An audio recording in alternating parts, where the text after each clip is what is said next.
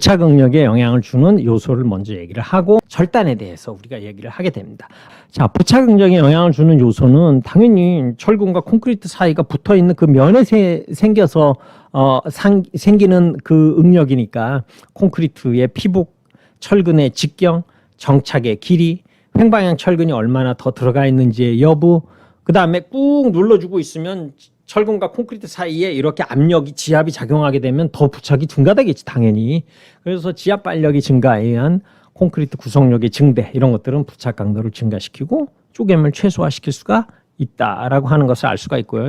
전단에 의해서 이렇게 경사 방향의 인장 균열이 가게 되면 이 철근이 균열에 나름 저항을 해서 이렇게 타월 액션이 있으면서 철근과 콘크리트 사이에 지점 방향으로 이렇게 할열 인장 균열이 생기면서 콘크리트와 철근 사이가 붕 이렇게 떨어지는 부착력이 파괴되는 그런 그림도 많이 봤을 거예요.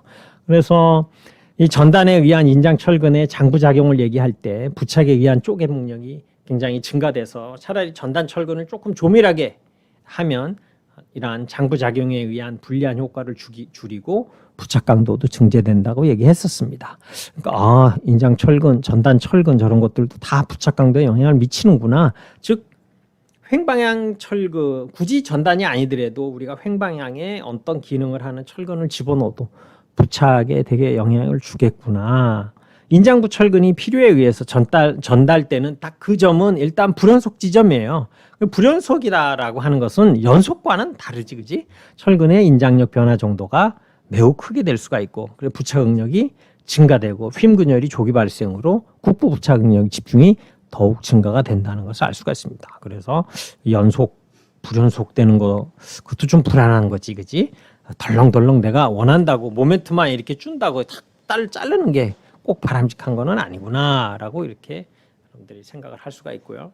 이제 거푸집에 여러분들이 거푸집에 철근을 배근을 하고 콘크리트를 타설합니다. 그러면 인장 철근은 보통 보의 경우 아래쪽에 인장 철근이 배근되고 위에 우리가 이제 시간 의존적 변형이라든지 기타 등등의 이유로 압축 철근을 배근하게 되면 콘크리트가 타설이 되잖아. 그럼 플라스틱한 상태에서 이제 건조가 돼야 되잖아. 그러니까 밑에 있던 브리딩 효과에 의해서 그 콘크리트 믹스에 있었던 물이 수면 위로 이렇게 상승을 하게 됩니다.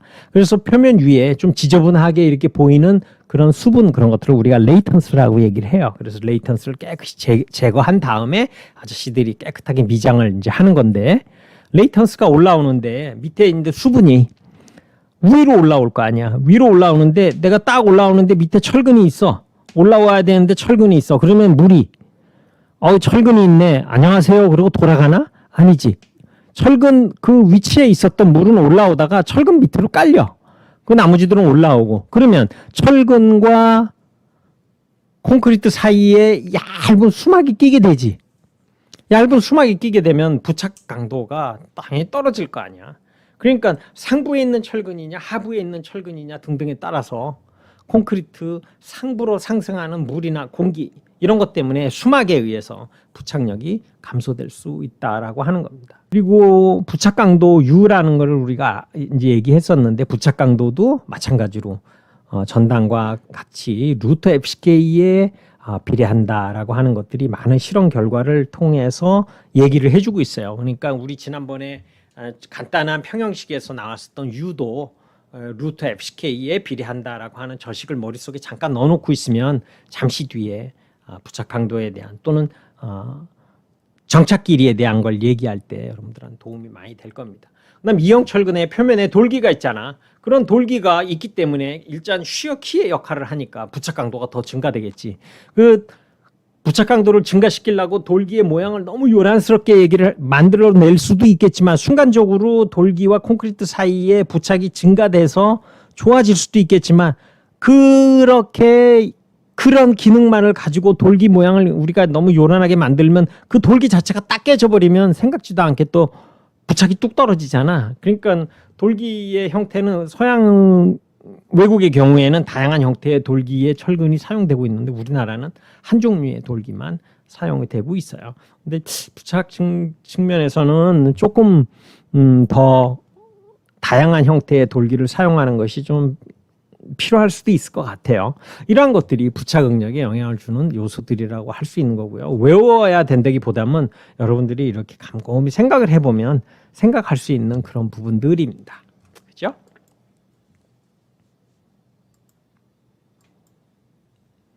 자, 이제 조금 전에 얘기했었던 절단에 대해서 우리가 얘기를 하는 거야. 철근을 왜 절단해요? 그럼 두 가지가 이유가 있겠지. 그지? 구조적인 이유가 있고 경제적인 이유가 있어요. 구조적인 이유는 철근을 왜 절단해요? 절단해도 괜찮으니까. 그것은 다시 얘기해 뭐야?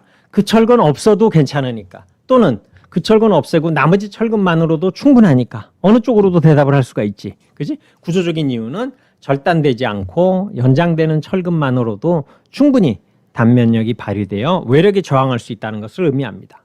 경제적으로는 뭐 조그만 보 같은 거에 철근 조금 잘라서 그건 뭐 엿사 먹을 것도 아니고 그게 뭐 별로 도움이 안 될지 모르지만 대규모 공사 아니 연속보 공사에서 이렇게 절단된 철근의 양은 경제적으로도 굉장히 큰 의미가 있다라고 할 수가 있겠습니다. 철근을 절단한 이유는 구조적으로 경제적으로 이렇게 똑부러지게 얘기하지 말고 그냥 생각해서 왜 절단해? 그러면 절단해도 괜찮으니까. 즉 절단된 철근이 없어도 견디니까. 또 절단된 철근이 없이 나머지 철근으로도 충분하니까. 어느 쪽으로도 대답을 할 수가 있는 거죠. 그러면 철근 절단을 여부 또는 위치 결정에 영향을 주는 요소는 당연히 힘에 대해서 얘기할 때 물론 우리가 이 하중에 의해서 인장력과 전단력이 함수이긴 하지만 인장력이 더 이상 필요하지 않은 곳에서 인장철근을 절단할 수가 있게 되겠죠. 당연히. 그지? 그다음에 필요한 단면에서 철근의 강도 발현을 가령하기 위해서는 각 철근을 단면의 양쪽 방향으로 충분히 좀 연장해서 해줘야 된다라는 거. 그다음에 전단력이 큰 부분에서 인장철근을 전단할 경우에는 응력 집중으로 인해서 경사균열이 발생 가능성이 있고 전단 파괴, 전단 균열은 취성적이라는 거지. 따라서 인장력을 받는 부분의 설계와 시공 간소화를 위해서 철근 절단을 최소화하는 것이 바람직하다라는 것을 꼭 기억을 해주기 바랍니다. 우리는 구조적인 이유나 경제적인 이유로 철근을 절단을 하지만 인장력을 받는 부분의 설계, 시공 간소화를 위해서 철근 절단을 최소화하는 것이 바람직합니다. 그래서 예전에는 자료가 노임이 너무너무 저렴하고 이러한 자재값이 비쌀 때는 요만큼씩이라도 다 잘라서 쓰는 것이 훨씬 더 현명했지만 지금은 인건비가 훨씬 더 비싸.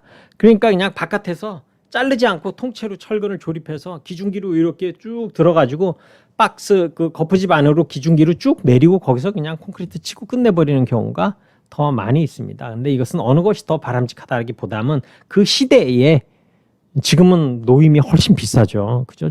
최저 임금도 비싸고 그 인부 아저씨들의 노임도 너무너무 비싼 거기 때문에 경제적인 측면에 의해서 재료를 남기기 위해서 철근을 자른다는 건 사실 의미가 없이 된 것 같아.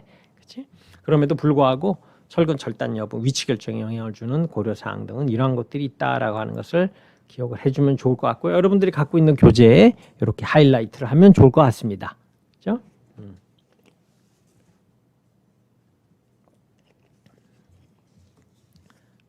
인장력이 더 이상 필요하지 않은 곳에 철근은 절단할 수 있다. 둘째, 필요한 단면에서 철근의 강도 발현을 가능케 하기 위해서는 각 철근을 단면의 양쪽 방향으로 충분히 연장해야 된다. 이거는 물에 빠진 사람 내 벨트끈에서 던진다는 얘기 그거 갖고 연결을 하면 이해가 훨씬 쉬울 거예요. 셋째, 인장철근을 큰 전단력을 받는 부분에서 절단하게 되면 이는 응력 집중으로 절단 지점에 위험한 경사균열을 발생시킬 수가 있다. 그러니까 이게 웬만하면 안 자르는 게 더 바람직할 수도 있겠구나. 특히 전단력을 크게 받는 부분에서 이렇게 절단하는 거에는 좀 어려움이 있겠구나 하는 거 같이 잘 아울러 기억을 하고 있으면 좋을 것 같습니다.